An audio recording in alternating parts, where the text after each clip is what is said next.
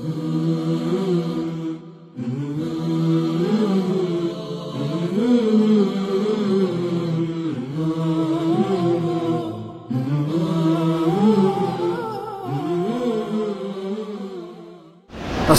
عليكم ورحمة الله وبركاته. وعليكم السلام ورحمة الله وبركاته. إن الحمد لله نحمده ونستعينه ونستغفره ونؤمن به ونتوكل عليه ونعوذ بالله من شرور أنفسنا ومن سيئات أعمالنا. من يهده الله فلا مضل له ومن يضلله فلا هادي له وأشهد أن لا إله إلا الله وأشهد أن محمدا عبده ورسوله. أما بعد فإن خير الحديث كتاب الله وخير الهدي هدي محمد صلى الله تعالى عليه وسلم وشر الأمور محدثاتها وكل محدثة بدعة وكل بدعة ضلالة وكل ضلالة في النار. أعوذ بالله من الشيطان الرجيم. يا أيها الناس اعبدوا ربكم الذي خلقكم والذين من قبلكم لعلكم تتقون. সম্মানিত অত্র অফিসের শেখ শরীফ এবং শেখ রবিউল ভাই, আমার পাশে বসা সম্মানিত শেখ মোহাম্মদ কাসেম সাহেব, উপস্থিত বিভিন্ন স্থান থেকে আগত দ্বীনী ভাই সকল, আল্লাহ রাব্বুল আলামিনের যাবতীয় প্রশংসা, যিনি আজ আমাদেরকে 23তম রমজানের রাত্রিতে একটি মহতী সভা ও সম্মেলনে উপস্থিত হয়ে দিনের কিছু আলোচনা করার ও শোনার সৌভাগ্য প্রদান করছেন। আলহামদুলিল্লাহ। তারপরে প্রিয় নবী মুহাম্মদ মুস্তাফা সাল্লাল্লাহু আলাইহি ওয়াসাল্লামের প্রতি অনেক অনেক দরুদ ও সালাম বর্ষিত হোক। আল্লাহুম্মা সাল্লি আলাইহি আল্লাহুম্মা বারিক আলাইহি।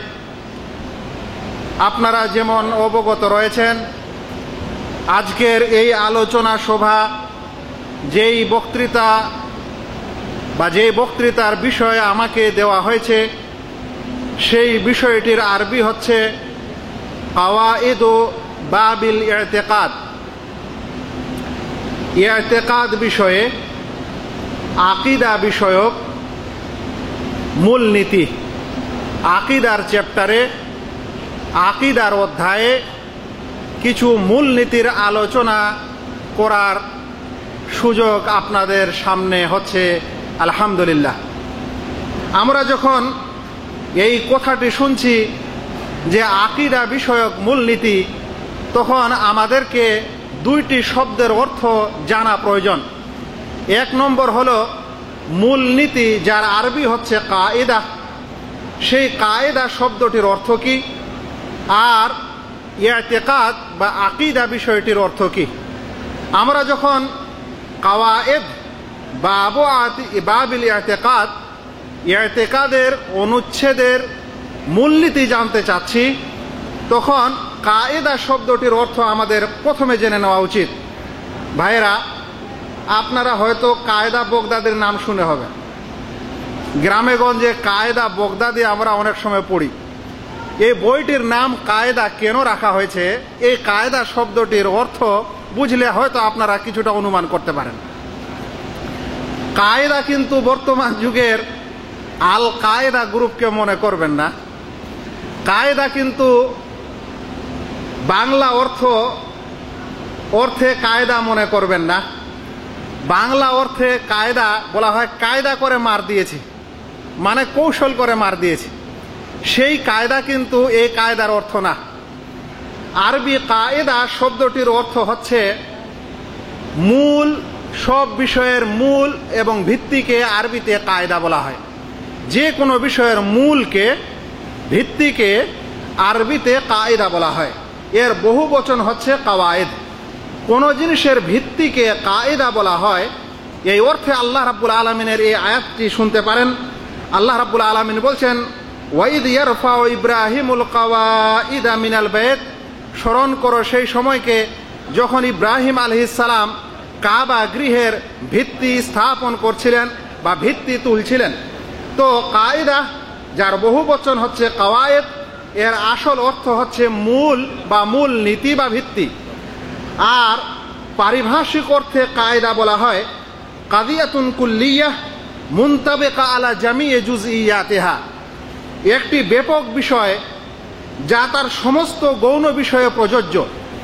একটি এমন বড় বিষয় যেই বড় বিষয়টি তার যাবতীয় ডালপালা ও গৌণ বিভাগে প্রযোজ্য হয়, এরকম বিষয়কে আরবিতে কায়দা বলা হয়, যার বাংলা সাধারণ অর্থ আমরা মূল নীতি বা মূল বলতে পারি।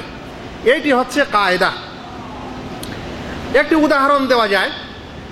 আমরা সকলে জানি যে শিরক এমন একটি গুনাহ যেটা ক্ষমাযোগ্য নয়। ক্ষমা অযোগ্য অপরাধ হচ্ছে শিরক। এখন এটি হচ্ছে কাদিয়া কুল্লিয়াহ, একটি ব্যাপক শব্দ, এর অনেকগুলা অর্থ বহন করে, কিন্তু এর অর্থটি এর যাবতীয় ডালপালায় বিস্তার লাভ করে এবং প্রযোজ্য হয়। তাই আপনি বলতে পারেন, যারা ছাত্র ভাইয়েরা এখানে আছেন তাওহীদের সংজ্ঞা জানেন, তারা অবশ্যই জানেন যে তাওহীদ তিনটি ক্ষেত্রে হয়, শিরক তিনটি ক্ষেত্রে হয়, একটা রুবুবিয়্যাহ, একটা উলুহিয়্যাহ, একটি আসমা ও সিফা। তাই যখন বলা হবে যে একটি কায়দা, সেটা তার যাবতীয় গৌণ বিষয়ের জন্য প্রযোজ্য। যেমন আমরা বলবো যে শিরক হচ্ছে অমার্জনীয় অপরাধ, তাহলে এখন এর গৌণ বিষয় এইভাবে সেট হতে পারে যে শিরক অমার্জনীয়, সেটা রুবুবিয়াতেও অমার্জনীয়, সেটা উলুহিয়াতেও অমার্জনীয়, সেটা আসমা ও সিফাতেও অমার্জনীয়। মানে কোন ক্ষেত্রেই শিরক মাফ এবং ক্ষমাযোগ্য নয়। এটাকে বলা হচ্ছে একটা কায়দা, আর এই কায়দাটা তার চারিদিকের ডালপালায় প্রযোজ্য। আশা করি কায়দা শব্দটির অর্থ জেনেছেন। এবার দ্বিতীয় বিষয়টি জানতে হবে, সেটি হচ্ছে এই যে আকীদা শব্দটির অর্থ কি। আমরা আমাদের বিষয় এসছে ফি বাবিল ইতিকাদ। ইতিকাদ বা আকীদার বিষয়ের মূল কথা, মূল নীতি। আকীদা শব্দটি আরবি আকদ শব্দ থেকে এসেছে। আকদ মানে হলো বন্ধন, কোন জিনিসকে শক্ত করে বেঁধে দেওয়া, গিঁট দেওয়া, এটাকে আকীদা বলা হয়, আকদ বলা হয় আরবি ভাষায়। তার থেকে এসেছে আকীদা। কিন্তু যখন আমরা এই শব্দটি শরিয়ার পরিভাষায় উল্লেখ করি, তখন এর অর্থ হয় আল্লাহ রাব্বুল আলামিনের প্রতি বিশ্বাস এবং তার রসুলদের প্রতি বিশ্বাস, তার ফেরেশতা কুলের প্রতি বিশ্বাস, আখিরাতের দিনের প্রতি বিশ্বাস, আল্লাহ রাব্বুল আলামিনের কিতাব সমূহের প্রতি বিশ্বাস এবং ভাগ্যের ভালো মন্দের প্রতি বিশ্বাস, আর এর আনুষঙ্গিক যা কিছু রয়েছে ওই সকল কিছু বিষয়ের উপর দৃঢ় বিশ্বাসকে করা বলা হয় আকীদা। এই সকল বিষয়ের প্রতি দৃঢ় বিশ্বাসকে বলা হয় আকীদা। একটু লক্ষ্য করবেন, দৃঢ় বিশ্বাস, দৃঢ় বিশ্বাসের নাম আকীদা। দৃঢ় বিশ্বাসটা কি, কখন কোন বিশ্বাস দৃঢ় বিশ্বাসে পরিণত হয়, এটি আমাদের জানার প্রয়োজন। মনে রাখবেন ভাই, কোন একটি বিষয় দৃঢ় বিশ্বাসে পরিণত হওয়ার পূর্বে কয়েকটা ধাপ উন্নীত হয়।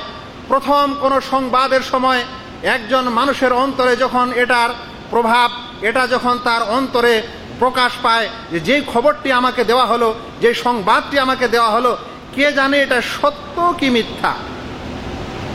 যদি এরকম সংশয় হয় তাহলে সেটাকে বলা হয় সন্দেহ। কি বলা হয়? সন্দেহ। আপনি উজু করেছিলেন, উজু করার পর এখন কিছুক্ষণ পর আজান হলো, এবার আপনার মনে আসলো যে আমি উজু করেছিলাম, কিন্তু উজু কি আমার ভেঙেছে না ভাঙেনি? আপনার মনটা বলছে ভেঙে গেছে। কিছু দূর যাওয়ার পর আবার মনে উদ্রেক হচ্ছে যে না, মনে হয় ভাঙেনি।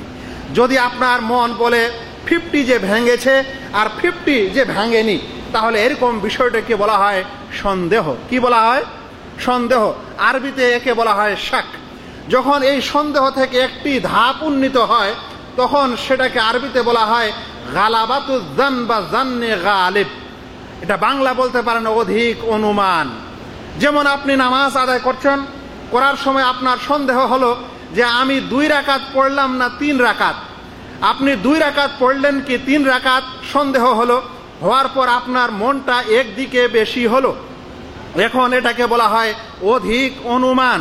যেমন কোন ব্যক্তির যখন 2 রাকাত নামাজের পর সন্দেহ হয়েছে যে 2 হলো কি 3 হলো, তৎক্ষণিক তার মনে পড়লো যে আমি এক্ষুনি তাশাহুদ থেকে উঠলাম, তাই যেহেতু আমি এক্ষুনি তাশাহুদ থেকে উঠলাম তার মানে আমার এটা 3য় রাকাত চলছে, 2য় চলে না। তাহলে তার অন্তরটা একদিকে কি হয়ে গেল? বেশি হয়ে গেল। এরকম বিষয়কে বলা হয় অধিক অনুমান। আরবিতে বলা হয় আয-জান্নুল গালিব। এই জান্নে গালিব বা অধিক অনুমান শরীয়তে আমলযোগ্য। আর মনে রাখবেন, এই অধিক অনুমানের স্তরটি পার হয়ে যখন কোনো সংশয় থাকবে না তখন সেটিকে বলা হয় বিশ্বাস। আরবিতে সেটাকে বলা হয় ইয়াকিন। অর্থাৎ আপনার সন্দেহ থেকে উন্নীত হয়ে অধিক অনুমান হয়েছে, অধিক অনুমানের পর এখন আর কোনো সন্দেহ নেই। যেমন আপনার সন্দেহ হলো যে আমি 4 রাকাত পড়লাম কি 5 রাকাত। এই সময় আপনি ক্লিয়ারলি বুঝতে পারছেন যে আমি তাশাহুদ দিয়েছিলাম, তার আগে 2টি সূরাও পাঠ করেছি এবং তারপরে আমি এই রাকাত পড়লাম, এই রাকাত পড়লাম, আর কোনো সন্দেহ নেই। এটা এখন আমি নিশ্চিত যে এটা আমার 4 রাকাত। তাহলে একে বলা হবে ইয়াকিন। একে কি বলা হবে? ইয়াকিন। এটাকেই বলা হয় বিশ্বাস। অর্থাৎ কোনো রকম সন্দেহের অবকাশ নেই। যখন কোনো রকম সন্দেহের অবকাশ নেই তখন সেটাকে বলা হয় দৃঢ় বিশ্বাস। বলতে পারেন এখনো তাকে দৃঢ় বিশ্বাস বলা হয় না, বরং তাকে বলা হয় বিশ্বাস। কি বলা হয়? বিশ্বাস। মানে 100% ক্লিয়ার। আপনি বসে আছেন অজু করার পর, এবার আপনার মনে সংশয় হলো যে আমার অজু আছে কিনা। ইতিমধ্যে আপনার স্মরণ পড়লো যে না, আমার কিছুক্ষণ পূর্বে বায়ু বের হয়েছে। তাহলে এখন কি আর কোনো সংশয় আছে অজু থাকার? অজু থাকার কোনো সংশয় নেই। এই কারণে এই বিষয়টাকে বলা হয় ইয়াকিন। আর একে বাংলাতে বলা হচ্ছে কি? বিশ্বাস। অর্থাৎ 100% যাতে কোনো সন্দেহ নেই। এই সন্দেহে যেখানে কোনো সন্দেহ নেই, যদি এর চাইতেও বেশিতে যায় আপনার বিশ্বাস, তাহলে তাকে বলা হয় দৃঢ় বিশ্বাস। কি বলা হয়? দৃঢ় বিশ্বাস। তো আমরা শুনছিলাম যে আকীদা মানে কি? আকীদা মানে হচ্ছে দৃঢ় বিশ্বাস। যেখানে কোনো সন্দেহ নেই, যেখানে কোনো অধিক অনুমান নেই, যেখানে 100% বিশ্বাস, 100% বেশি আছে, এরকম বিষয়কে কি বলা হয়? আকীদা বলা হয়। এটাকেই বলা হয় দৃঢ় বিশ্বাস। তাহলে আমরা যেই দৃঢ় বিশ্বাস ও আকীদাগুলির বর্ণনা করতে যাচ্ছি তার ব্যাপারটা এরকম। এখানে একটি কথা বলতে ভালো মনে করছি, আমাদের ছাত্র ভাইদের বিশেষ করে উপকৃত হবেন যদি মনে রাখেন একটি কায়দা ও মূলনীতি। এ বিষয়ে মনে রাখবেন, আকীদা যখন দৃঢ় বিশ্বাসের নাম, তখন আকীদা প্রমাণিত হবে না যতক্ষণে দলিলগুলি দৃঢ় বিশ্বাসের না হয়। যে আকীদা মানে হচ্ছে দৃঢ় বিশ্বাস। তাই যদি কোনো বিষয়কে দৃঢ় বিশ্বাস আপনার অন্তরে থাকে বা কোনো বিষয়কে দৃঢ় বিশ্বাস আপনি করতে চান, তাহলে সেই জিনিসটার প্রমাণটাও কেমন হতে হবে? দুর্বল হলে হবে না শক্তিশালী হতে হবে? মজবুত হতে হবে। সেই কারণে ওলামায়ে কেরাম বলেছেন যে যখনই কোনো আকীদা প্রমাণিত হবে বা আকীদা আপনি বিশ্বাস স্থাপন করবেন, তখন সেটা যেন অবশ্যই কিতাবুল্লাহ থেকে প্রমাণিত হয়, নচেত সহিহ হাদিস থেকে প্রমাণিত হয়। এছাড়া অন্য কোনো দিক দিয়ে আকীদা প্রমাণিত হবে না। আর একটি দিক হতে পারে, সেটা হচ্ছে সাহাবায়ে কেরামের ঐক্যমত। তাহলে কিতাবুল্লাহ, সহিহ সুন্নাত রাসূলুল্লাহ এবং সাহাবায়ে কেরামের ইজমা ও ঐক্যমত যদি হয়, তাহলে তাতে আকীদা প্রমাণিত হয়। কিন্তু যদি জয়ীফ দলিল হয় তাহলে আকীদা প্রমাণিত হবে? তাহলে আকীদা প্রমাণিত হবে না। কারণ আকীদা দৃঢ় বিশ্বাসের নাম। আর দৃঢ় বিশ্বাস তখনও হতে পারে না যতক্ষণে দলিলটি শক্তিশালী ও মজবুত না হয়।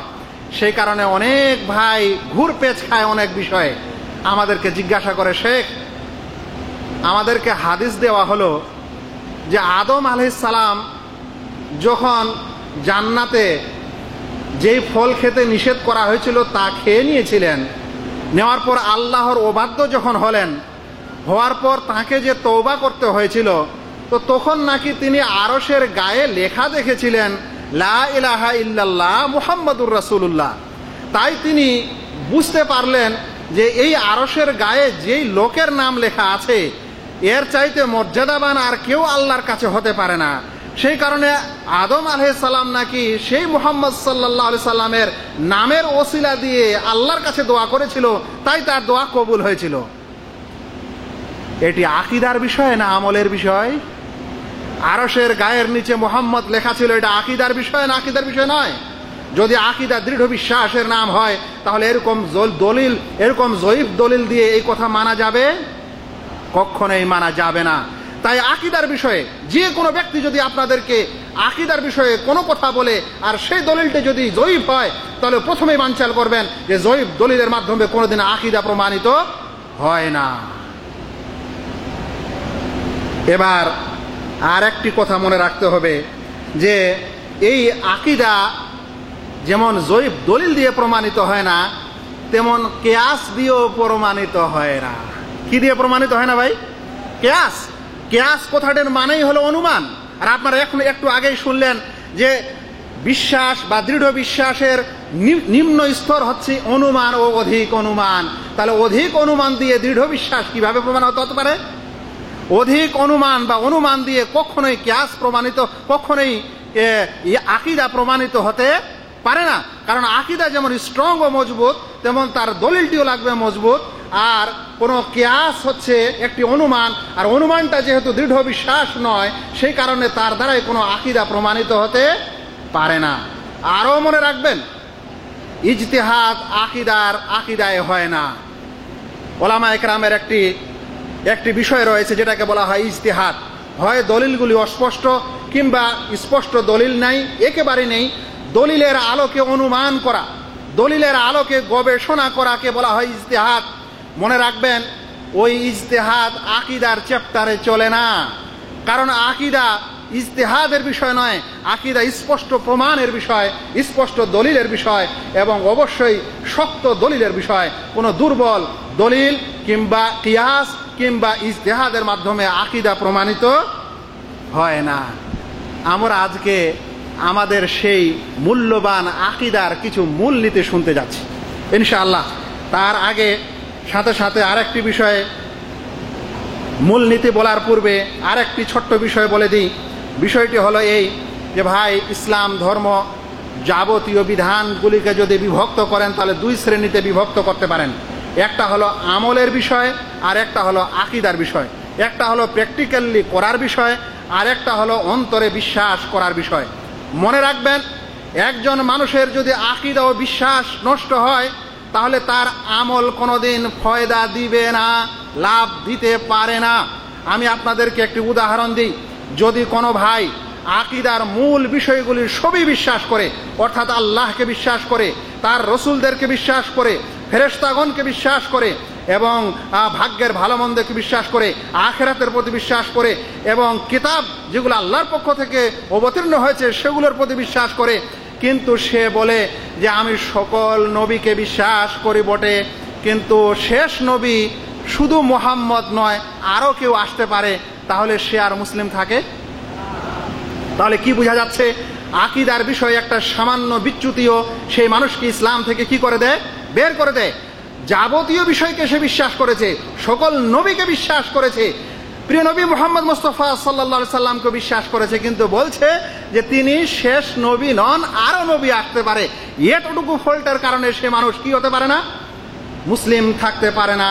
তাই ওই ব্যক্তি যদি সালাত আদায় করে তার সালাত আদায় হবে, ওই ব্যক্তি যদি রোজা করে তাহলে রোজা হবে, ওই ব্যক্তি যদি আরো ইসলামের কোনো বিধান মানে তাহলে সে নেকি পাবে? কখনো পাবে না, কারণ আকীদায় গোলমাল। সেই কারণে প্রত্যেক ভাইকে সবচেয়ে প্রথমে তার আকীদা শুধরে নেওয়া, আকীদা দুরুস্ত করে নেওয়া, আকীদা সুন্দর করে নেওয়া, কিতাবুল্লাহ ও সহিহ সুন্নাতের আকীদা গ্রহণ করাই হবে সকল মুসলিমের সবচেয়ে প্রথম কর্তব্য। আমরা এই সকল আকীদার মূলনীতি শুনতে যাচ্ছি। মনে রাখবেন, কোনো মানুষের আকীদা যদি ফেসাদ হয়ে যায়, আকীদা যদি গোলমাল হয়ে যায়, আল্লাহ রাব্বুল আলামিন তার আমল কবুল করেন না। যেমন একটি উদাহরণ শুনলেন তাই ওই সকল খ্রিস্টান, ওই সকল লোক যারা আল্লাহ তাআলা সম্পর্কে বলেছে লাকাদ কাফারাল্লাযীনা ক্বালু ইন্নাল্লাহা সালিসু সালাসা, আল্লাহ তাআলা ওই সকল লোককে কাফের বলেছেন যারা বলে থাকে যে আল্লাহ তিনজনের একজন, আল্লাহ তিনজনের একজন। মানে আল্লাহ তাআলার সম্পর্কে তাদের একটি খারাপ ধারণা, কুধারণা, গলত ধারণাই তাদেরকে কুফরে নিমজ্জিত করেছে। আল্লাহ রাব্বুল আলামিন আর তাদের কোনো কিছু শিখতে চান, তাদের কিছু আর গ্রহণ করতে চান না।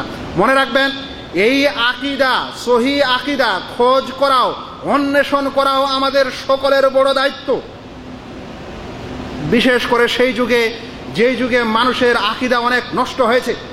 কিছু মানুষের আকীদা আল্লাহ তাআলার সম্পর্কে, মনে রাখবেন, মুসলিম জগতে যতগুলো দল ও ফেরকা রয়েছে, সকল দল ও ফেরকার মধ্যে এত মতানৈক্য যে স্বয়ং আল্লাহ রাব্বুল আলামিনের সঙ্গেও এক ধরনের আকীদা রাখেনি। তাই কিছু মানুষকে বলতে শুনবেন আল্লাহ রাব্বুল আলামিন সব স্থানে আছে, কিছু মানুষকে বলতে শুনবেন যত কল্লা তত আল্লাহ, কিছু মানুষকে বলতে শুনবেন যে যতগুলো মানুষের মুমিনের কলব আছে, অন্তর আছে, সেই অন্তরের আল্লাহ তাআলার আরশ আছে। তার মানে আল্লাহ রাব্বুল আলামিন কোথায় আছেন সেটা নিয়েও আমাদের বিশেষ করে ওই সকল মুসলিমের সমস্যা যারা সহি আকীদা গ্রহণ করেন না বা করতে চান না। মানে আল্লাহ রাব্বুল আলামিন কোথায় আছেন সেটা নিয়েই এত মতভেদ। তাহলেও আরো অন্যান্য বিষয়ে যতগুলো মতভেদ দেখা দিয়েছে, সেই সময় আমাদেরকে সহি আকীদা অন্বেষণ করা, সেই সময় আমাদেরকে সহি আকীদা খোঁজ করা আমাদের উপর দায়িত্ব নয় কি? আপনারা কি মনে করেন, ইব্রাহিম আলাইহিস সালামের মতো নবী, যিনি তাওহীদ ও শিরকের বিষয়ে যার অবদান এত বেশি যে আল্লাহ রাব্বুল আলামিন তাকে একাই একজন নবীকে উম্মত বলে ঘোষণা দিয়েছেন, সেই ইব্রাহিম আলাইহিস সালাম সহি আকীদা অন্বেষণ করছেন, খোঁজ করছেন। তার সে কওম ও গোত্র, তার পিতা যখন মূর্তি পূজা করছিল তখন সে মূর্তি পূজাকে সহি মনে করেনি, এটা একটা তার আকীদা ও বিশ্বাসে বিরাট একটা গোলযোগ মনে করেছিল। সেটা সহি মাবুদ এবং সত্য মাবুদ হতে পারে না, তার অন্তরে এসেছিল। কিন্তু আল্লাহ রাব্বুল আলামিন স্বয়ং তাকে বলেননি ওই সময় যে আমি তোমার মাবুদ। তিনি চেষ্টা করছেন, খোঁজ করছেন সহি আকীদা, সহি বিশ্বাসের। সেই কারণে যখন রাত্রিবেলা এই নক্ষত্র রাজি উঠেছিল তখন তিনি সেগুলো যখন চমকাচ্ছিল তা দেখে বলেছিল যে মনে হয় এগুলোই আমার উপাস্য, একেই আমার উপাসনা করতে হবে। কিন্তু সকাল হতে হতে যখন স্তিমিত হয়েছিল তখন সেই সময় ইব্রাহিম আলাইহিস সালাম বলেছিল না, যে ডুবে যায়, যে তার আলো হারিয়ে ফেলে, সে সত্য মাবুদ হতে পারে না। অতঃপর রাত্রিবেলা যখন চাঁদ উঠেছিল তখন বলেছিল এটা আকারে বড়, এ সারা জগৎকে আলো দিতে পারে, এটাই আমার মাবুদ, সত্য উপাস্য। কিন্তু যখন সকাল হলো আর সেই চাঁদ ডুবে গেল তখন সে নিজে নিজে বলল যে না, এটা আমার মাবুদ হতে পারে না। আমার মাবুদ কে হতে পারে? যখন সূর্যকে উঠতে দেখলো তখন বলল এই সূর্যই আমার হচ্ছে আসল উপাস্য, কারণ এটা বড়, এটা সারা জগৎকে আলো দিচ্ছে। কিন্তু যখন ডুবে গেল তখন বলল যে না, লা উহিব্বুল আফিলিন, যে ডুবে যায় তাকে আমি পছন্দ করি না, যে তার জ্যোতি হারায় সে আমার মাবুদ হতে পারে না, যে তার আলো হারায় সে আমার উপাস্য হতে পারে না। তখন বলেছিল নিজে নিজেই যে আমার উপাস্য সে হতে পারে যে এ সকল কিছুর স্রষ্টা, যে সকল কিছুকে বানিয়েছে এবং সকল কিছুকে যা কিছু দিয়েছে।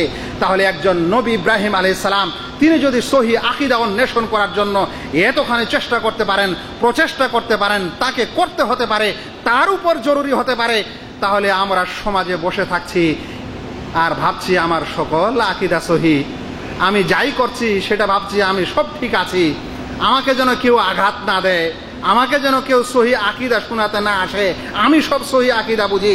এটা বিরাট ভ্রান্ত বিশ্বাস এবং ভ্রান্ত আপনার মনের একটা ইচ্ছা ও বাসনা। এরকম যাদের অন্তরে থাকবে তারা সহি আকীদা পাবে না। সহি আকীদা ওরা পাবে যারা ইব্রাহিম আলাইহিস সালামের মতো সহি আকীদা ও সহি মাবুদ এবং সত্য মাবুদ খোঁজ করার চেষ্টা করবে। ভাইরা, এখন আমি ইনশাআল্লাহ কিছু আপনাদেরকে সেই সহি আকীদার মূলনীতি শোনাবো ইনশাআল্লাহ।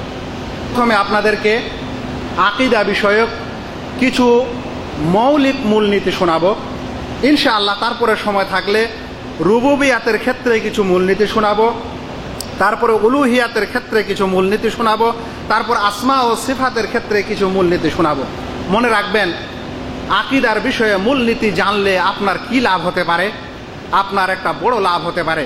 সেই বড় লাভটি হলো আপনার আকীদার হেফাজত আপনি করতে পারেন, আপনার আকীদার সংরক্ষণ আপনি করতে পারেন, সহি আকীদা বুঝতে আপনার সহায়ক হতে পারে। আর পা পিছলাতে পারে না। আকীদা ও মূলনীতি জানলে যদি কোনো বিষয়ের সম্পর্কে আপনি চুলচেরা দলিল ও প্রমাণ না জানেন, পুঙ্খানু দলিল ও প্রমাণ না জানেন, শুধু একটি মূলনীতি জানেন, তাহলে সেই মূলনীতির মাধ্যমেই আপনি কার সেই আকীদা সহি না গলত আপনি এর মাধ্যমে বিচার করতে পারেন। নিজেরটাও বিচার করতে পারেন যে আপনি সহি আকীদার না গলত আকীদার। মূলনীতিটা জানলেই ব্যাপক দলিল হয়তো আপনার জানার প্রয়োজন হবে না। তাই আমরা কিছু মূলনীতি জানতে যাচ্ছি। আমাদের আকীদা বিষয়ের প্রথম মূলনীতিটি হলো আল মা'বুদু বিহাক্কিন হুয়াল্লাহ, সত্য মাবুদ একমাত্র আল্লাহ রাব্বুল আলামিন, সত্য উপাস্য একমাত্র আল্লাহ রাব্বুল আলামিন। এই মূলনীতিটি হচ্ছে সারা বিশ্বের সকল নবীর দাওয়াত। এই মূলনীতিটি হচ্ছে প্রিয় নবী মুহাম্মদ মুস্তাফা সাল্লাল্লাহু আলাইহি সাল্লাম যেই কালেমার দাওয়াত দিয়েছিলেন সর্বপ্রথম, যে তোমরা লা ইলাহা ইল্লাল্লাহ বলো, আল্লাহ রাব্বুল আলামিন ব্যতীত সত্য কোনো উপাস্য নেই। এটাই হচ্ছে সবচেয়ে আকীদার বিষয়ে বড় মূলনীতি। আর এই মূলনীতিকে কেন্দ্র করেই তৈরি হয়েছে অন্যান্য মূলনীতি। তাই আমাদের প্রথম মূলনীতিটি হলো আল মা'বুদু বিহাক্কিন, আল সত্য মাবুদ তিনি, যিনি হচ্ছেন আল্লাহ রাব্বুল আলামিন। আল্লাহ ব্যতীত কোনো কেউই, সেটা ফেরেশতা হোক, কিংবা সেটা কোনো বাদশাহ হোক, সেটা কোনো নবী হোক, সেটা কোনো রসুল হোক, সেটা কোনো গাছ হোক, সেটা কোনো নদী হোক, সেটা নালা হোক, সেটা সমুদ্র হোক, পাহাড় হোক, পর্বত হোক, সূর্য হোক, চন্দ্র হোক, যাবতীয় কিছু পৃথিবীতে যা আবিষ্কার হয়েছে, তৈরি করা হয়েছে, এরকম কোনো কিছুই সত্য উপাস্য নয়। যদিও পৃথিবীর অনেক মানুষ অনেক কিছুকে উপাস্যে পরিণত করেছে। তাই কিছু মানুষ হয়তো নবীদের উপাসনা করছে, কিছু মানুষ হয়তো মূর্তির উপাসনা করছে, কিছু মানুষ হয়তো চাঁদ সূর্যের করছে, কিছু মানুষ হয়তো কবরের মধ্যে কাউকে শুইয়ে দেওয়া হয়েছে মৃত ব্যক্তির, তারও ইবাদত উপাসনা করছে। কিছু ব্যক্তি হয়তো লোহা এবং পৃথিবীর আকাশ এবং এ সকল বাতাসেরও উপাসনা করছে। কিন্তু এ সকল উপাস্য বাতিল।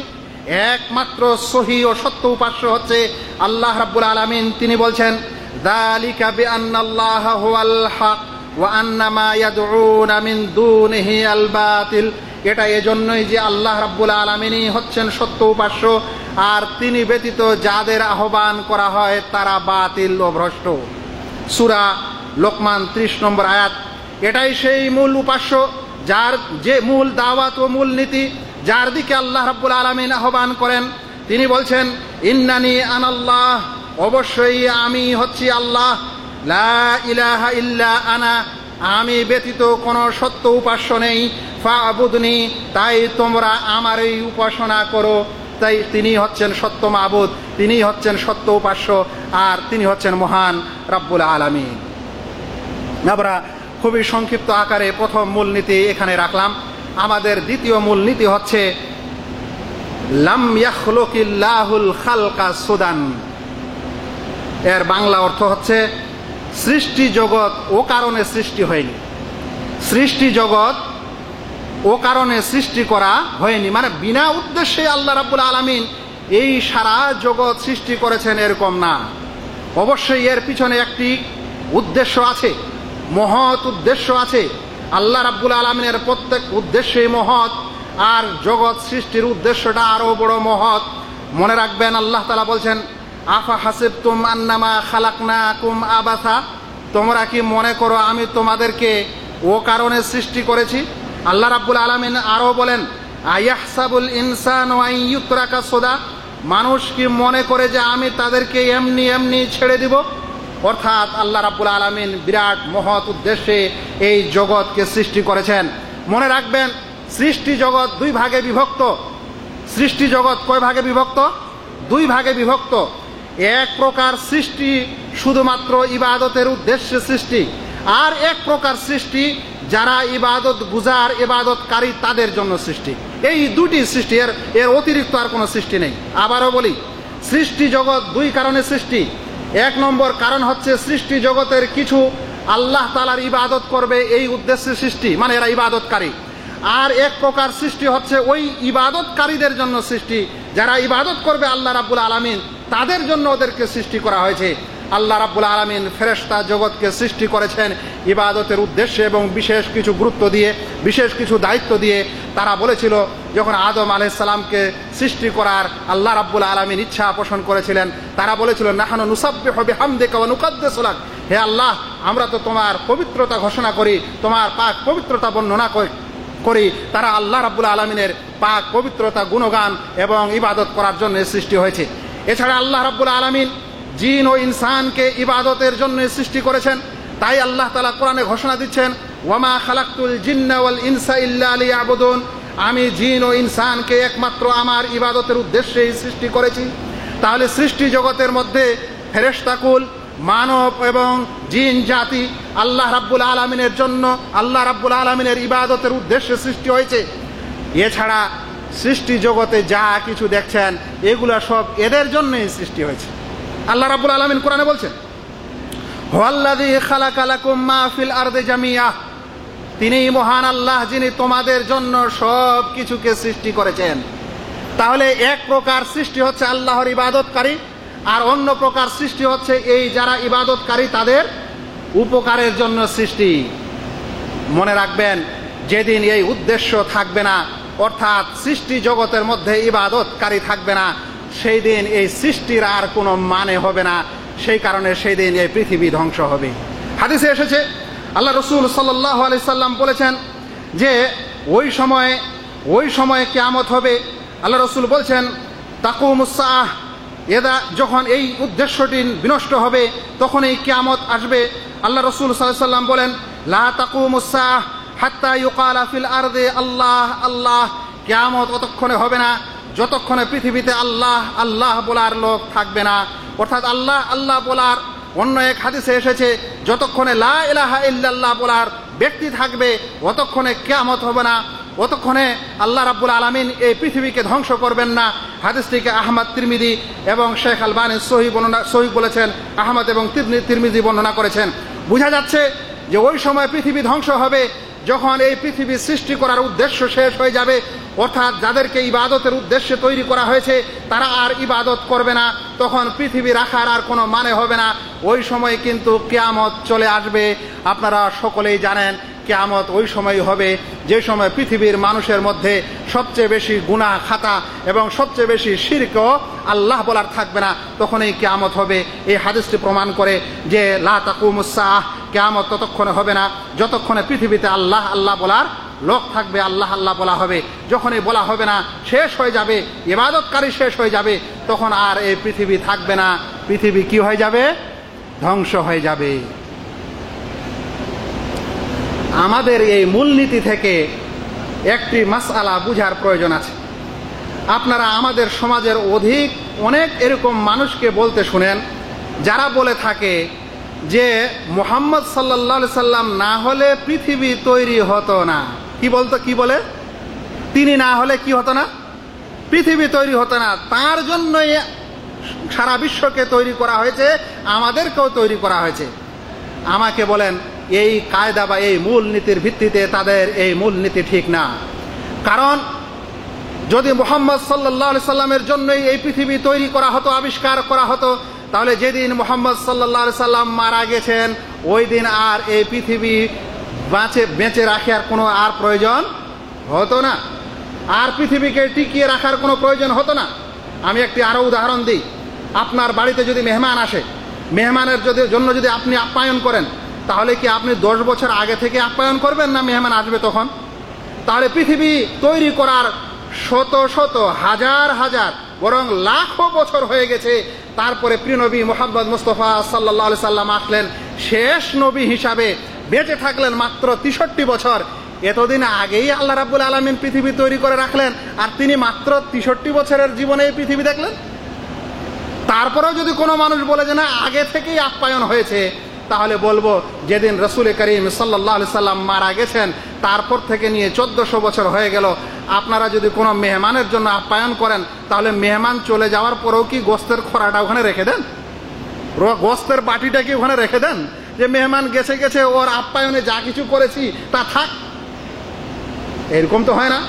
তাহলে আল্লাহ রাব্বুল আলামিন যদি এই সারা জগৎকে রাসূল সাল্লাল্লাহু আলাইহি সাল্লামের জন্য সৃষ্টি করতেন, তাহলে তো তিনি যখন চলে গেছেন তখন পৃথিবী ধ্বংস হওয়ার প্রয়োজন ছিল।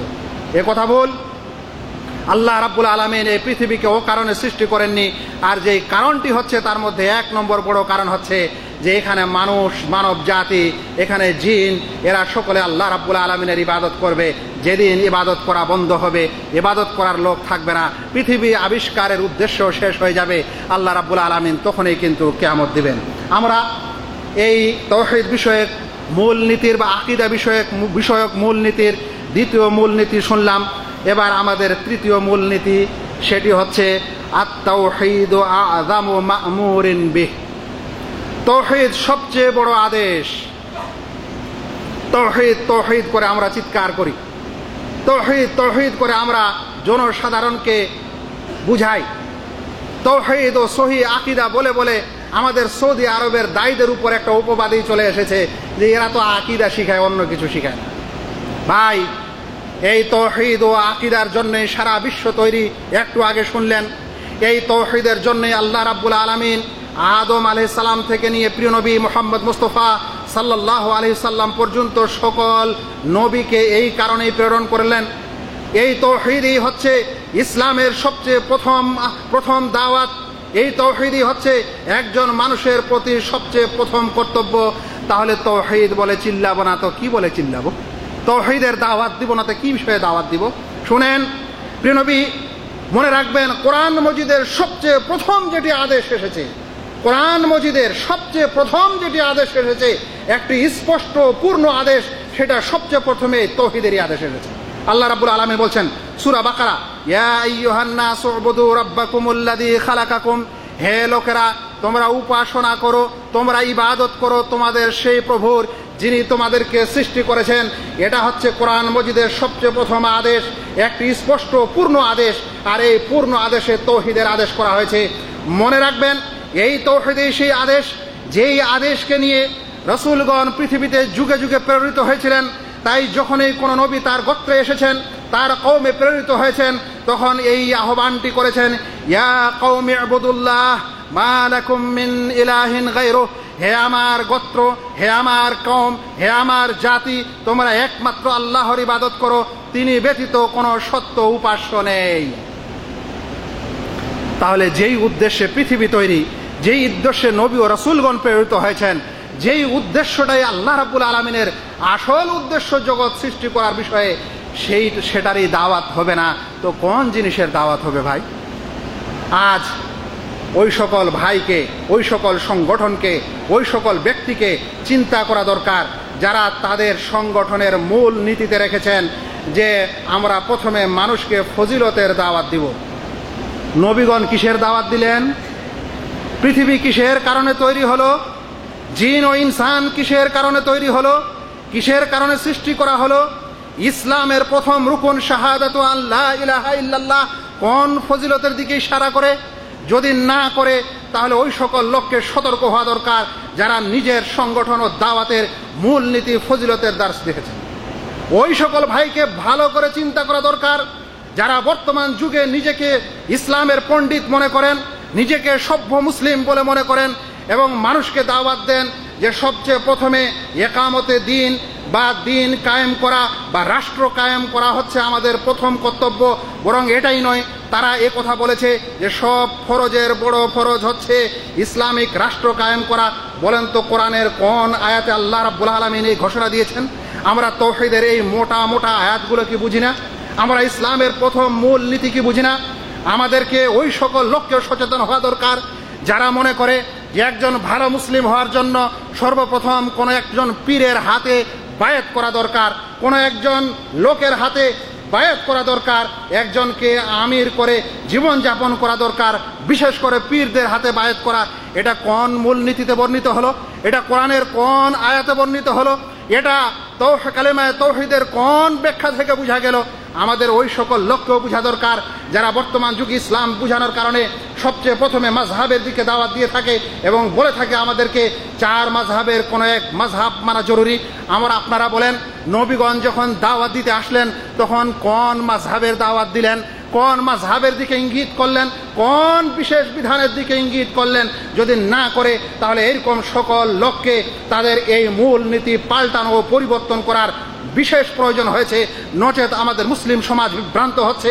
তারা মনে করছে এগুলোই হচ্ছে ইসলামের মূল কথা, অথচ ইসলামের মূল নীতি এটা নেই। আর আমাদের অপবাদ দিয়ে যাবেন যে আমরা শুধু মানুষকে তাওহীদ ও আকীদায় শিক্ষা দিই। এই কারণে শিক্ষা দিই যে নবী এবং রাসূলগণ এটাই শিক্ষা দিয়েছে।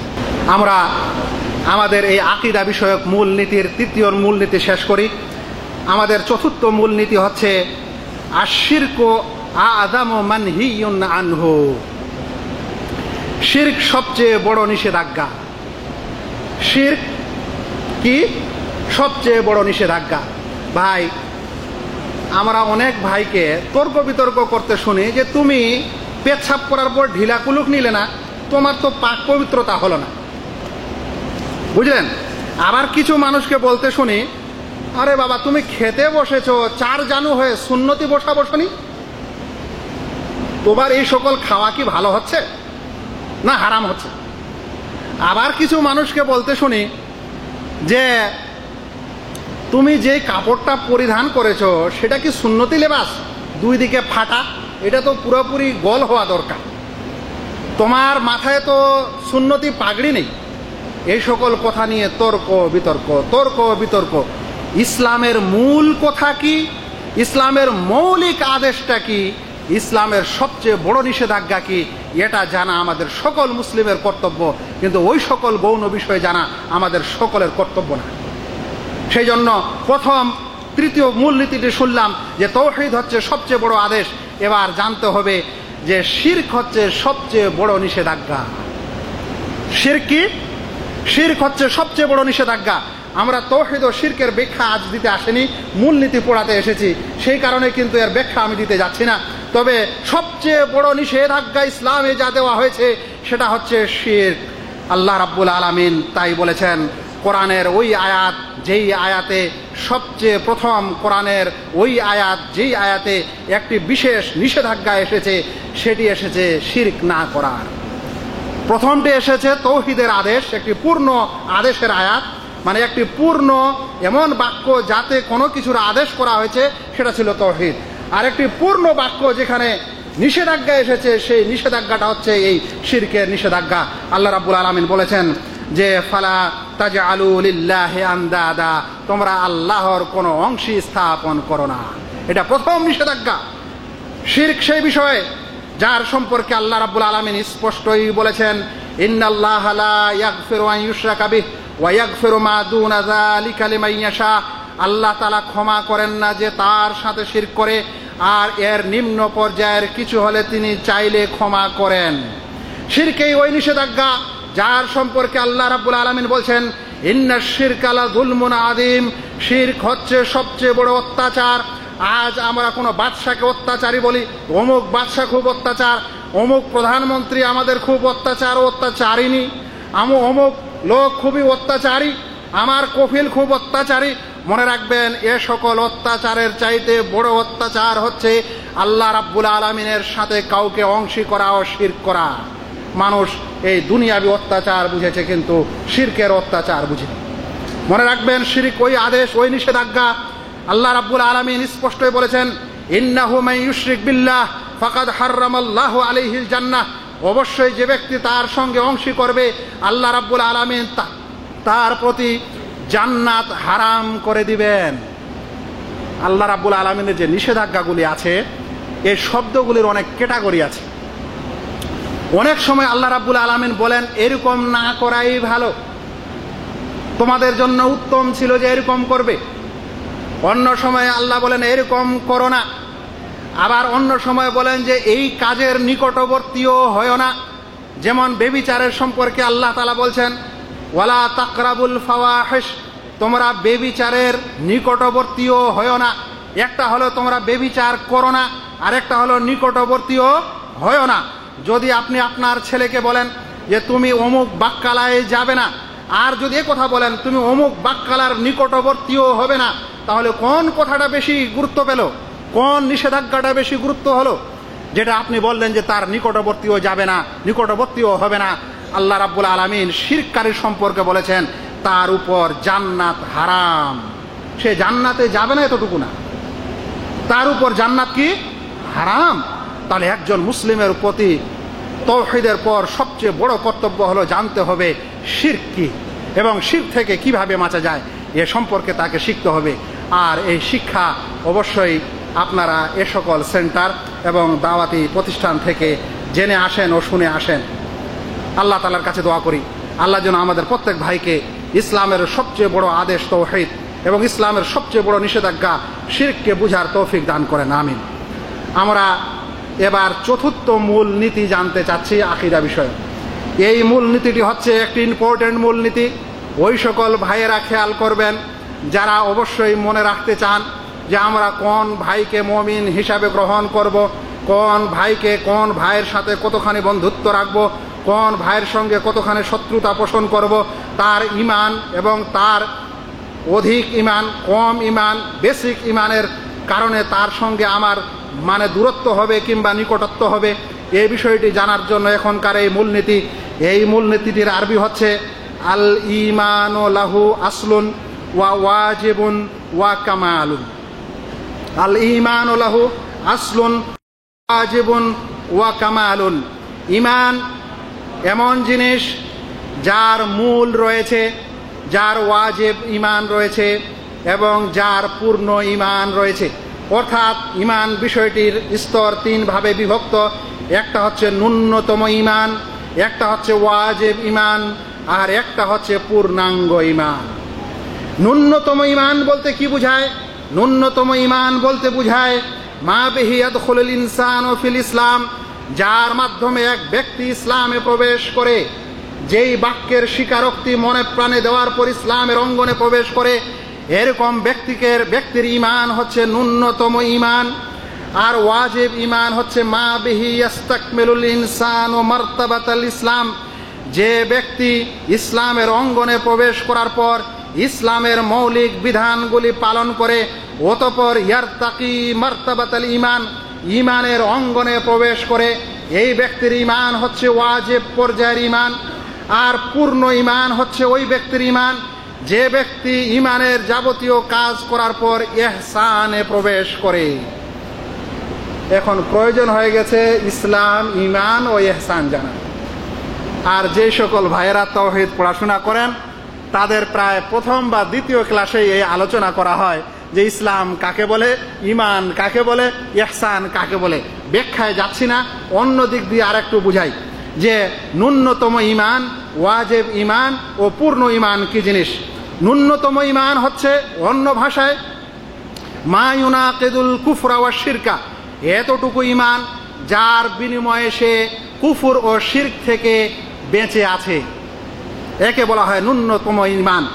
আর ওয়াজিব ঈমান হচ্ছে মা ইউনাকিদুল ফিসকা ওয়াল ফুজুর, যার মাধ্যমে সে ফিসকি কাজ ও ফজুর কাজ থেকে দূরে থাকে, কাবায়ের থেকে দূরে থাকে।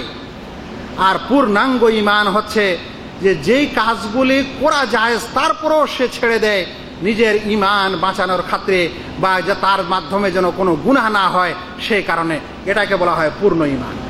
আরও একটু বলি, একজন মানুষ ঈমানে প্রবেশ করে যখন সে আসল ও মূল ঈমানের স্বীকারোক্তি দেয়, আর সেটা হচ্ছে কালেমায়ে তাওহীদের স্বীকার, তার অর্থ জেনে মনে প্রাণে করা, এতটুকুতে একজন ব্যক্তির মূল ঈমান, ন্যূনতম ঈমান তার মধ্যে প্রবেশ করে। এই ন্যূনতম স্থান থেকে ওয়াজিব স্থানে উন্নীত হয় যখন সে ওয়াজিব কাজগুলি করে ও হারাম কাজগুলি পরিত্যাগ করে। তখন সে কি করে?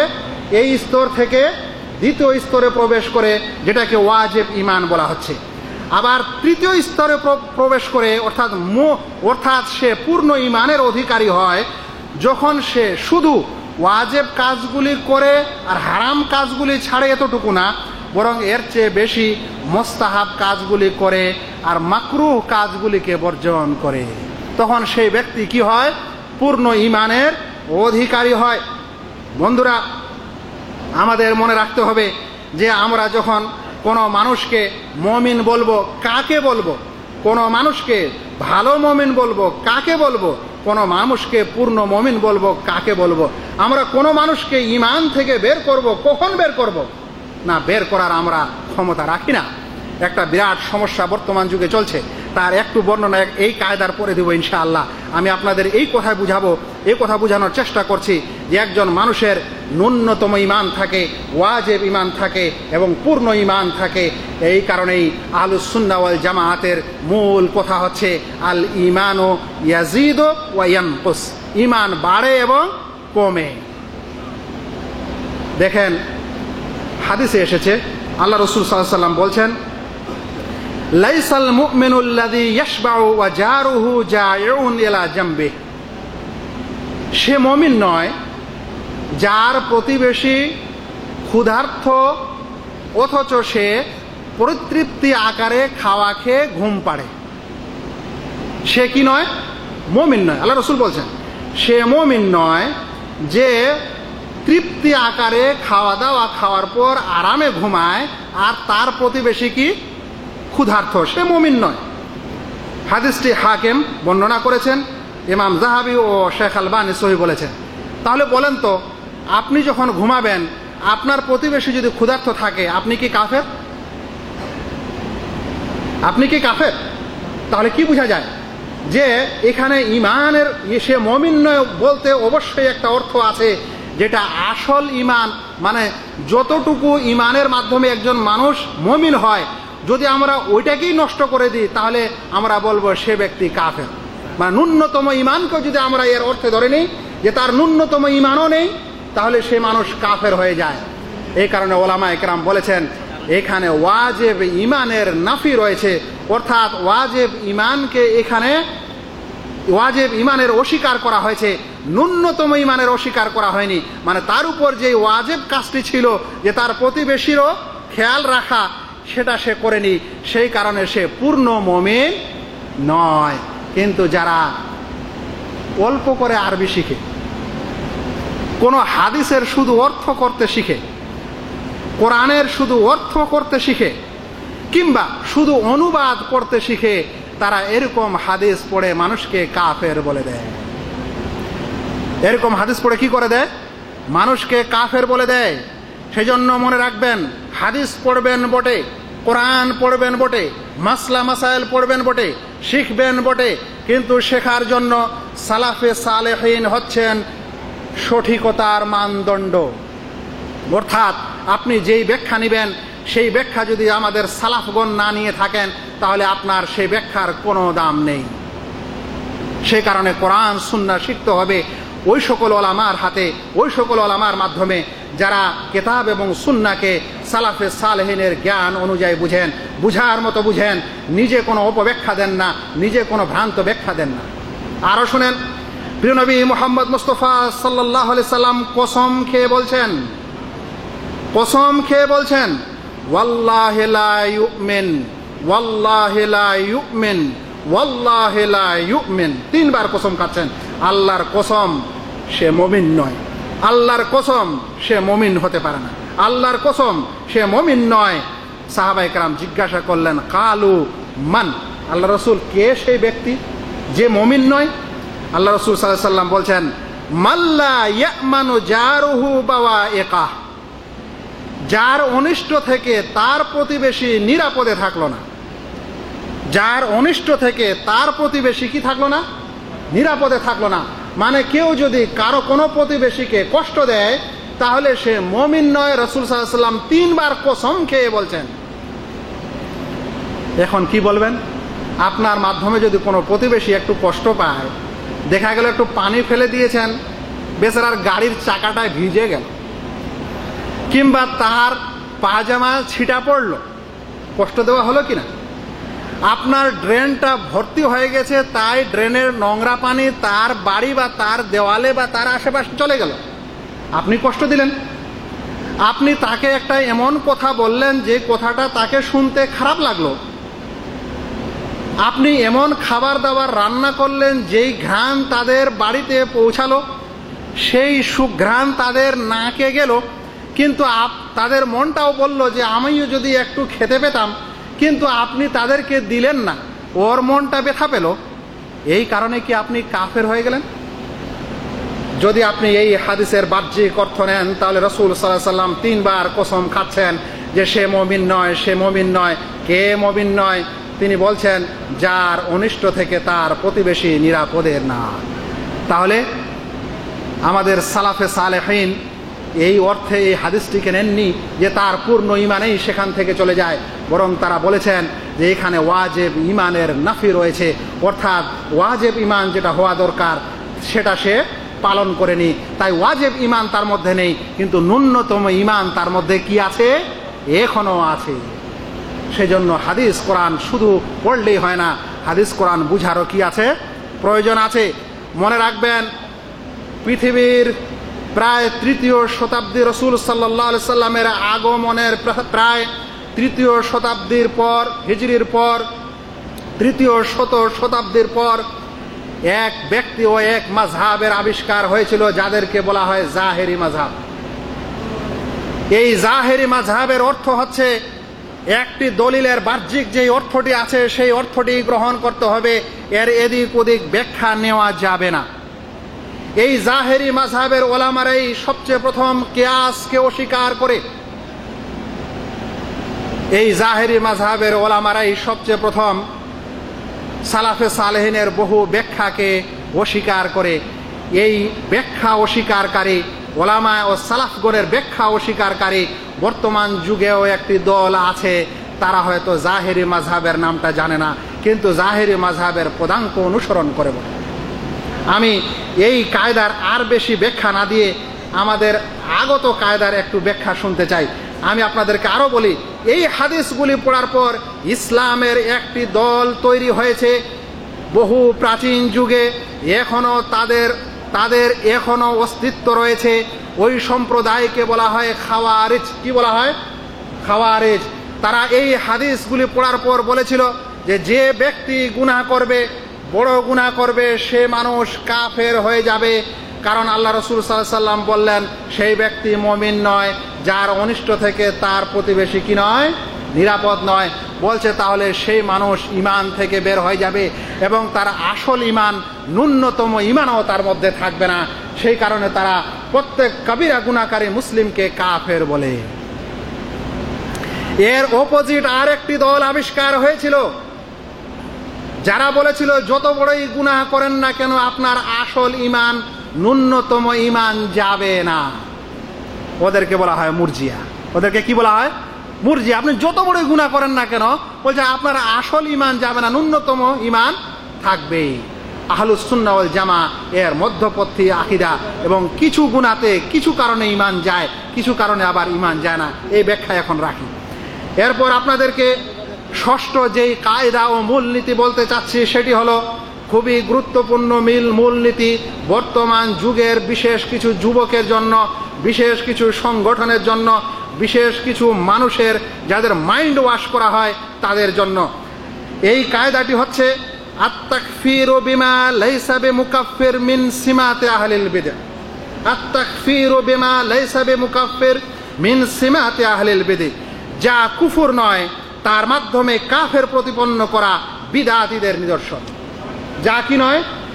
যা কুফর নয়, যে কাজ মানুষকে কাফেরে পরিণত করে না, এরকম কিছুর মাধ্যমে কোনো মানুষকে যদি কেউ কাফের বলে, কাফের প্রতিপন্ন করে, তাহলে মনে রাখবেন এটা বিদআতীদের পরিচয়, এটা আহলুস সুন্নাহ ওয়াল জামাতের পরিচয় নয়। কিছু মানুষ আছে আমাদের সমাজে যারা মসজিদে আজানের পর গোল হয়ে দরুদ পাঠ করে দাঁড়িয়ে, যদি আপনি তাদের সঙ্গে দাঁড়িয়ে দরুদ না পাঠ করেন তো বলবে এই লোক নবীকে সম্মান করে না, এ কাফের হয়ে গেছে। এ কি হয়ে গেছে? নবীকে সম্মান করে না, সে কারণে কাফের হয়ে গেছে। কে বললো এ নবীকে সম্মান করে না? ওর অন্তর কি আপনি চিরে দেখেছেন? আপনি কি জানেন যে সে মানুষ নবীকে অস্বীকার করে, এ নবীকে অসম্মান করে? আপনি কি দেখলেন যে ওর ঈমান নবীর প্রতি নেই? শুধুমাত্র এই কারণে যে সে দাঁড়ায়নি তাই আপনি ওকে বলছেন এ কাফের হয়ে গেছে।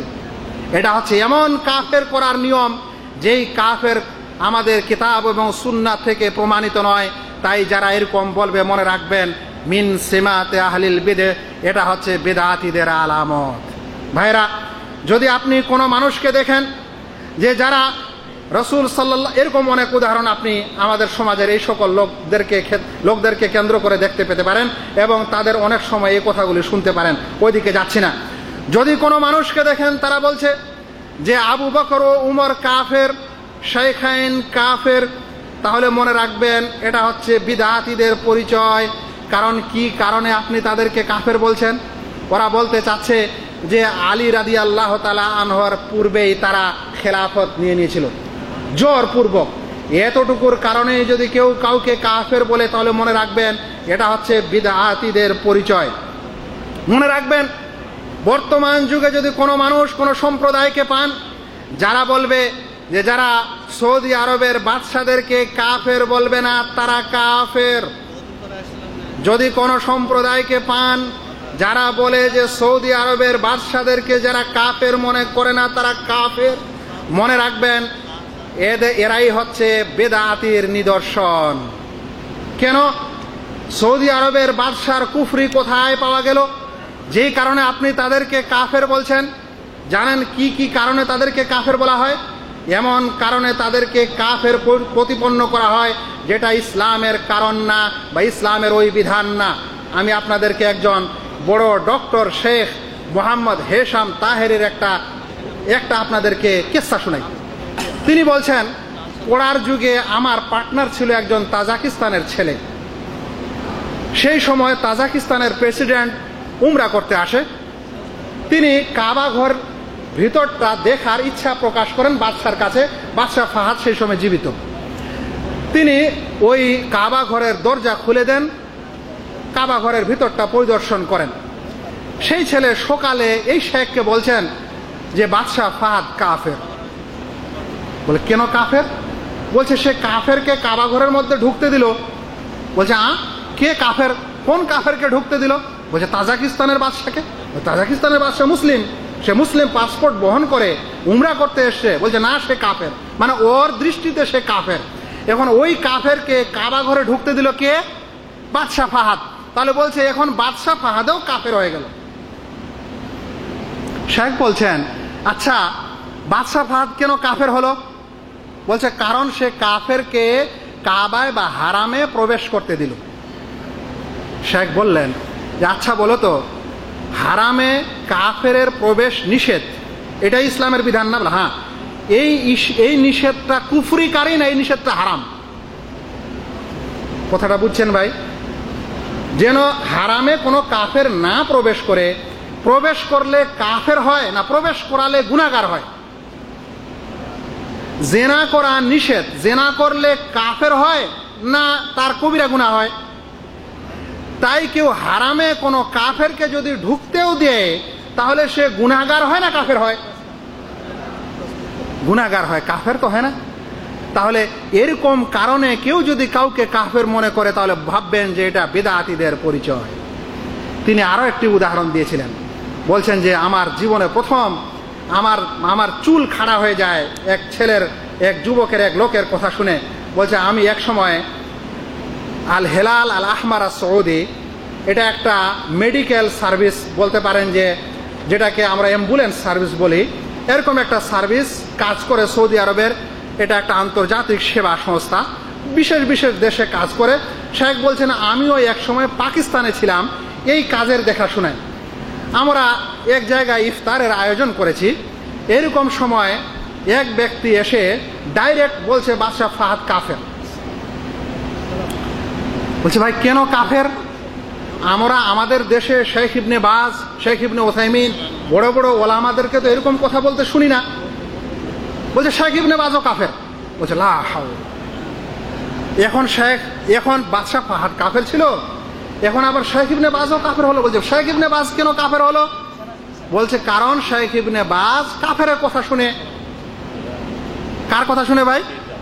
ওর নজরে বাদশাহ ফাহাদ কাফের, বাদশাহ ফাহাদের আন্ডারে সে চাকরি করে। বলছে ওই কারণে সে শেখ ইবনে বাজও কাফের। বলছে ভাই তাহলে এই সংস্থার মাধ্যমে তো আমিও কাজ করছি। বলছে আর তুমিও কাফের।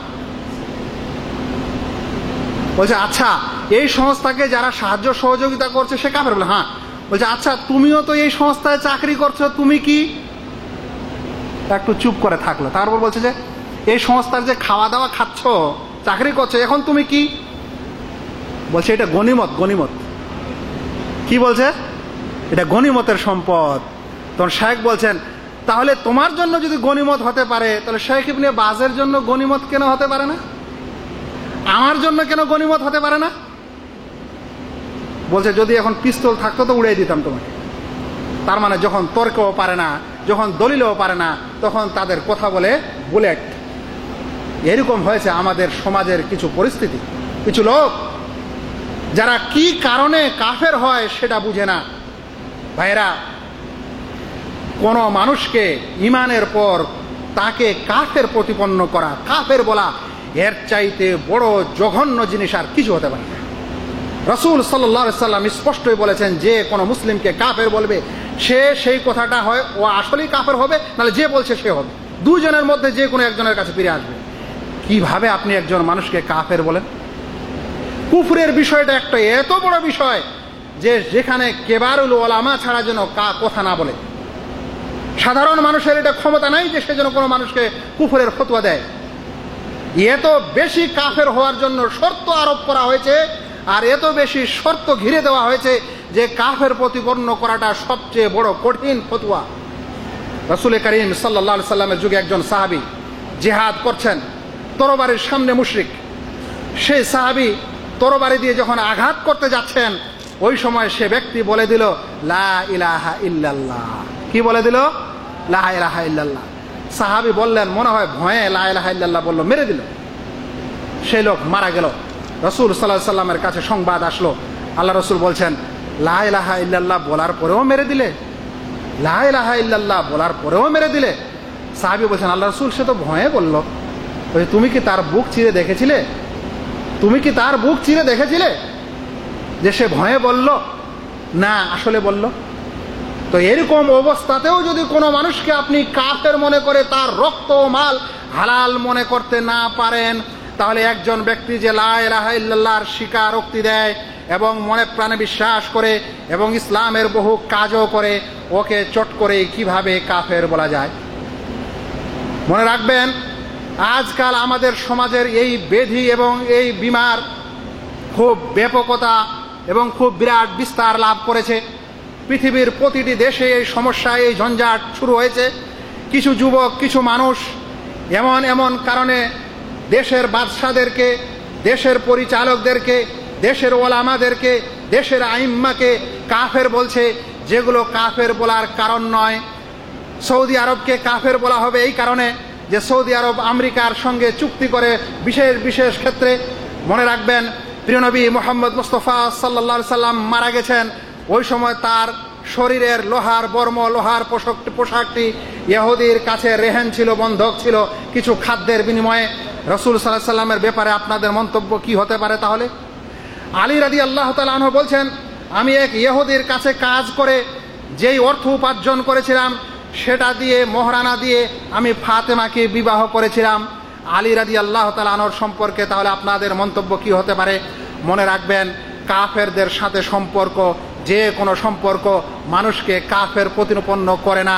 বিশেষ কিছু বিষয় আছে সেখানে কুফরি হতে পারে, নচেত ব্যবসা বাণিজ্য, নচেত দেশের উন্নতি ও অগ্রগতি ইত্যাদি ক্ষেত্রে কেউ কিছু চুক্তি করবে, লেনদেন করবে, এতে ইসলাম নিষেধাজ্ঞা আরোপ করেনি। কিন্তু কিছু মানুষ আছে এইগুলোকে বাড়িয়ে চাড়িয়ে এর অপব্যাখ্যা দিয়ে এই দেশের বাদশাকে এবং এই দেশের ব্যবস্থাকে কুফরি বলে। অতঃপর যারা বলে যে যারা এই ব্যবস্থাকে মেনে নিয়েছে, স্বীকার করেছে, ওরাও কাফের।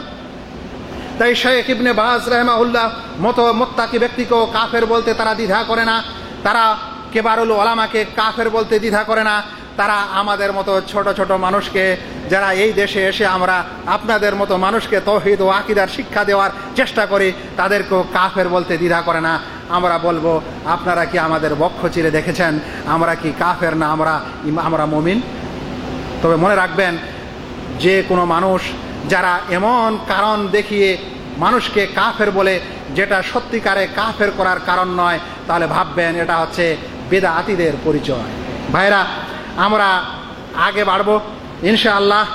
আমরা 6টি সাধারণ কায়দা আকীদার সম্পর্কে শুনলাম। এবার আমরা ইনশাআল্লাহ রুবুবিয়্যা, উলুহিয়্যা, আসমা ও সিফাতের সম্পর্কে কয়েকটি শুনবো ইনশাআল্লাহ। আমরা খুবই সংক্ষিপ্ত আকারে এই কায়দাগুলির বর্ণনা দিব, কারণ সময় বেশি নাই। সেই কারণে রুবুবিয়্যার ক্ষেত্রে কয়েকটি কায়দা শুনেন। এক নম্বর মূলনীতি রুবুবিয়াতের সম্পর্কে হচ্ছে এই মারিফাতুর রব আমরুন ফিতরি। আল্লাহ রাব্বুল আলামিন রব ও আমাদের প্রতিপালককে চেনা, বিশ্বাস করা, এটা প্রত্যেক মানুষের স্বভাবগত বৈশিষ্ট্য। রবকে চিনতে পারা, পালককে বিশ্বাস করা, এটা প্রত্যেক মানুষের কি বিশ্বাস? স্বভাবগত বিশ্বাস। তাই কোরআনে তোমরা আল্লাহকে বিশ্বাস করো, আমি আছি, আমার অস্তিত্ব আছে, এরকম কথা বলা হয় না। বরং কোরআনে আল্লাহ রাব্বুল আলামিন স্মরণ করিয়ে দেন যে আমি তোমাদের আসল প্রতিপালক, আমি তোমাদের আসল প্রভু, আমি তোমাদের আসল উপাস্য। এটা শুধু কোরআনে মানুষকে স্মরণ করিয়ে দেওয়া হয়, নচেত প্রত্যেক মানুষ বিশ্বাস করে যে তার রব কেউ আছে।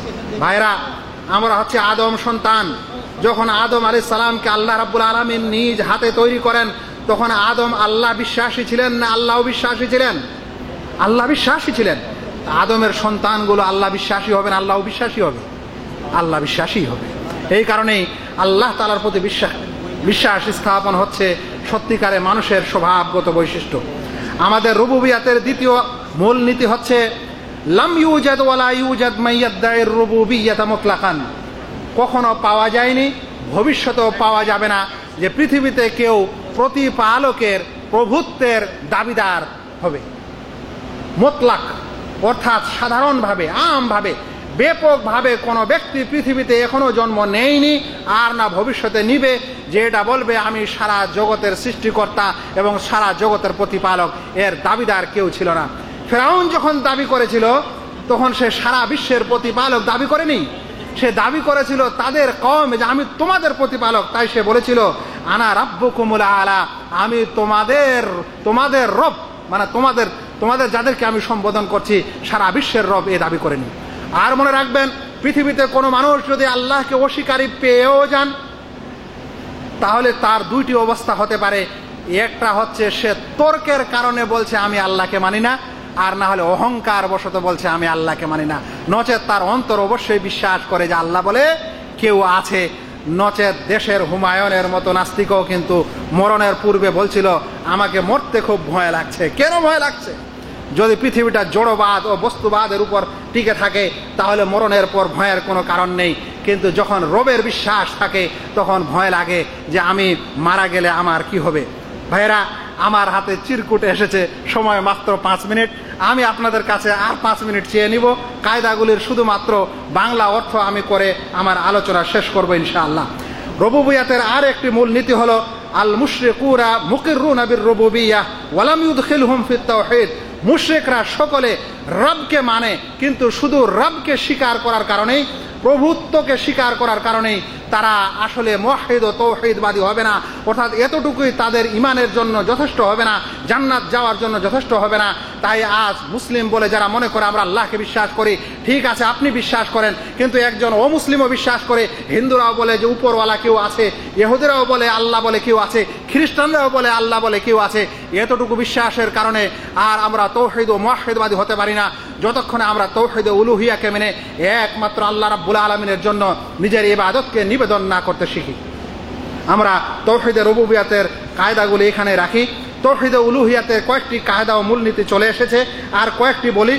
1 নম্বর বাংলা অর্থ শুধু করে দিই, আরবি পড়ার পর আল মা'বুদু বিহাক্কিন হুয়ার রব, সত্য উপাস্য হচ্ছেন একমাত্র মহান রব।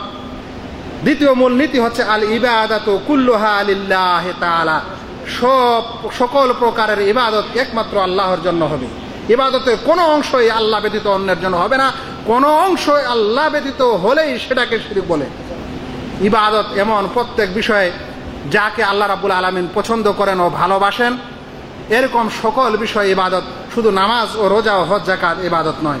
মনে রাখবেন, আল ইবাদাতু লা তুসাম্মা ইবাদাহ ইল্লা মা তাওহীদ ওয়াল মুতাবাহ। ইবাদত নয় যতক্ষণে তাতে তাওহীদ না থাকে। একটু ব্যাখ্যা দিব অবশ্যই। আপনি যে কোনো ইবাদতকে ইবাদত বলতে পারেন না যতক্ষণে সে তাওহীদবাদী না হয়। ভাইরা, যদি আপনি আজ এরকম মানুষকে পান যে মানুষ আল্লাহর জন্য মসজিদে নামাজ পড়তে এসেছে বটে, কিন্তু তার অন্তরটা টাঙ্গা আছে তার বাবার সাথে, যদি আজ আমি দুঃখে পড়ি, আমাকে যদি চোর ডাকাত আঘাত করে তাহলে বাঁচাবে আমার বাবা, স্মরণ করব আমি তাকে।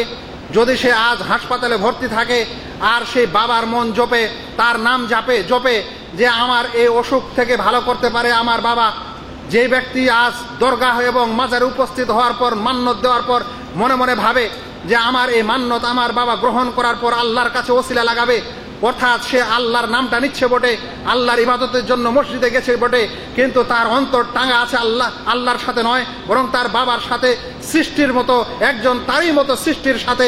ওই ব্যক্তির অন্তর ও ইচ্ছা, তার আশা ও আকাঙ্ক্ষা, তার ভয় ও ভীতি, তার সবকিছুই টাঙ্গা আছে সেই বাবার সাথে। সেই মানুষের ইবাদত কিভাবে ইবাদত হতে পারে? সেই কারণে শেখুল ইসলাম মুহাম্মদ বিন আব্দুল ওয়াহাব রাহিমাহুল্লাহ একটি কথা বলেছিলেন যে আশিরকু ফিত তাওহীদ কাল হাদাসে ফিল ওযু। ওযুতে যেমন হাওয়া বের হলে ওযু থাকে না, তেমন তাওহীদে শিরক হলে তার তাওহীদ থাকে না। আমরা এই বিষয়ে আর একটি মূলনীতি নেই, মনে রাখবেন আল্লাহ এবং তার বান্দাদের মাঝে ইবাদতের ক্ষেত্রে কোনো ওয়াসিতা, কোনো ওসিলা নেই। ইবাদতের বিষয়ে আল্লাহ ও বান্দার মাঝে কোনো কি নেই? ওসিলা নেই। রসুলগণ যে পৃথিবীতে এসেছিলেন তারা দাওয়াতের ওসিলা ছিলেন, অর্থাৎ আল্লাহ রাব্বুল আলামিন যেই মেসেজটা দিতে চান সেই মেসেজটা পৌঁছানোর ক্ষেত্রে তারা ওসিলা ছিলেন, মাধ্যম ছিলেন। কিন্তু ইবাদত কবুল হওয়া না হওয়া, করা না করার বিষয়ে তারা ওসিলা ছিলেন না। তাই ইবাদত করার পর কোনো কিছুকে ওসিলা মনে করবেন না, ডাইরেক্ট আল্লাহর কাছে চাইবেন। আল্লাহ তাআলা বারংবার ডাইরেক্ট করতেই বলেছেন, উবুদুল্লাহ, আল্লাহর ইবাদত করো বিনা কোনো মাধ্যমে, ইস্তাগফিরুল্লাহ, আল্লাহর কাছে ক্ষমা চাও বিনা কোনো মাধ্যমে, ইরকাউ ওয়াসজুদু, রুকু করো সাজদা করো বিনা কোনো মাধ্যমে, উদউনি, আমাকে ডাকো বিনা কোনো মাধ্যমে। মাধ্যমের কোনো কারবার ইসলামে নেই। সেই জন্য এই কথা মনে রাখতে হবে। আমার শেষ পয়েন্ট, আসমা ও সিফাত। আল্লাহ রাব্বুল আলামিন তিনি সেই পুত পবিত্র সত্তা, যিনি নির্গুণ সত্তা না। আল্লাহ রাব্বুল আলামিনের রয়েছে কিছু ভালো ভালো গুণ, কিছু ভালো ভালো নাম।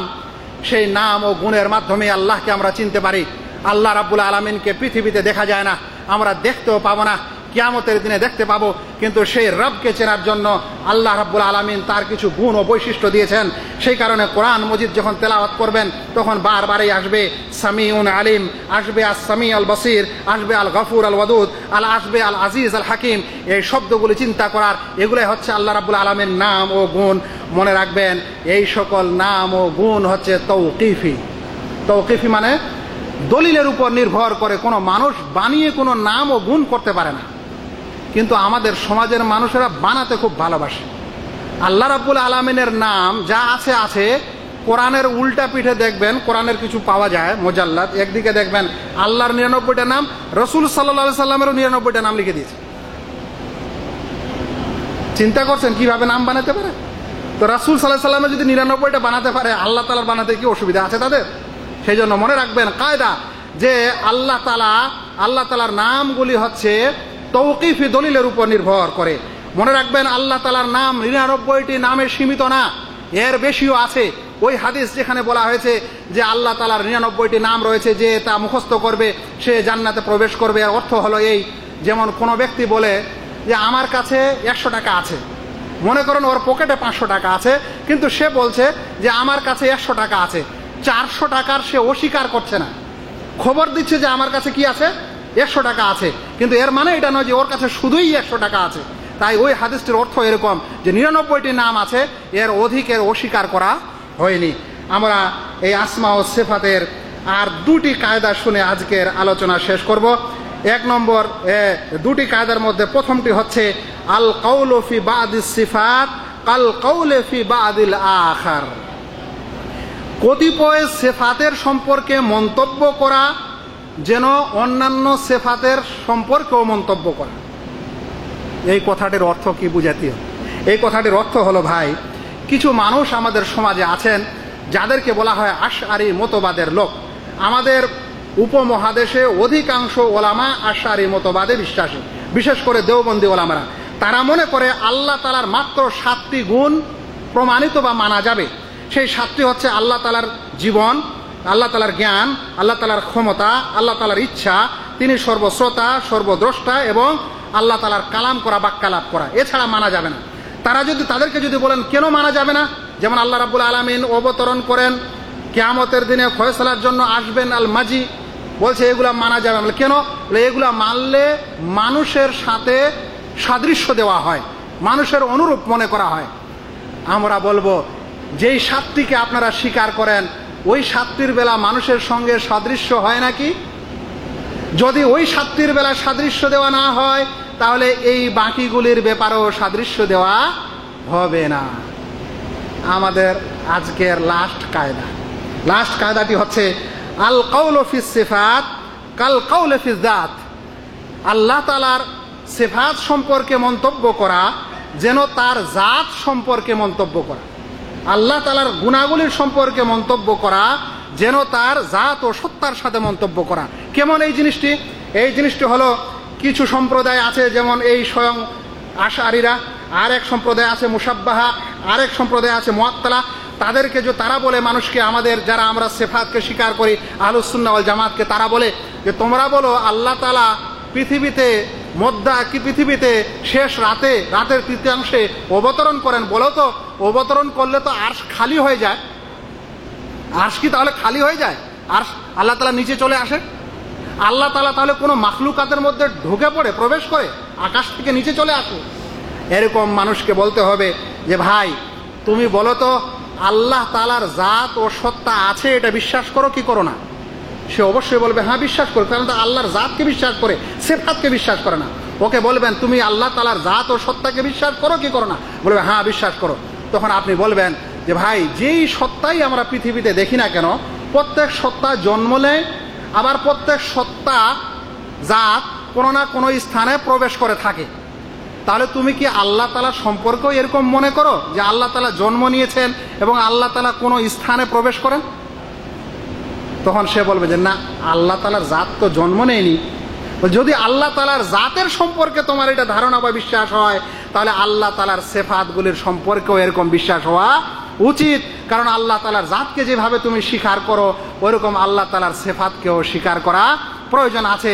যেমন আল্লাহ তাআলার জাতের সম্পর্কে তুমি তার কটাক্ষ এবং তার কি বলে যে এই মন্দ গুণটা বিশ্বাস করতে চাও না, মন্দ রূপটা বিশ্বাস করতে চাও না, সেরকম তার সিফাতের ক্ষেত্রেও মন্দটা তোমাকে অবিশ্বাস করা চলবে না। আমাদের আলোচনার এখানেই শেষ হলো। আলোচনার সারাংশ হলো ভাই এই যে ইসলাম আকীদা ও ঈমানের নাম, আকীদা ও আমলের নাম। ইসলামের একটা ব্যাপক অংশ হচ্ছে আকীদার সাথে, আর একটা ব্যাপক অংশ হচ্ছে আমলের সাথে। যতক্ষণ একজন মানুষের আকীদা সহি না হয়, ওইরূপ না হয় যেভাবে কোরআন ও সহি সুন্নাতে বর্ণিত হয়েছে, ততক্ষণে তার আমল গৃহীত হয় না। তাই আমল শুদ্ধিকরণের পূর্বে আকীদা শুদ্ধিকরণ প্রয়োজন। অনুরূপ আমাদেরকে যদি আকীদা শিখতে হয় তাহলে কিতাব ও সহি সুন্নাহ এবং সাহাবায়ে কেরামের ঐক্যমতে যা প্রমাণিত সেটাই নিতে হবে। জয়ীফ হাদিস, কিয়াস এবং ইজতিহাদের মাধ্যমে কোনো আকীদা গৃহীত হতে পারে না।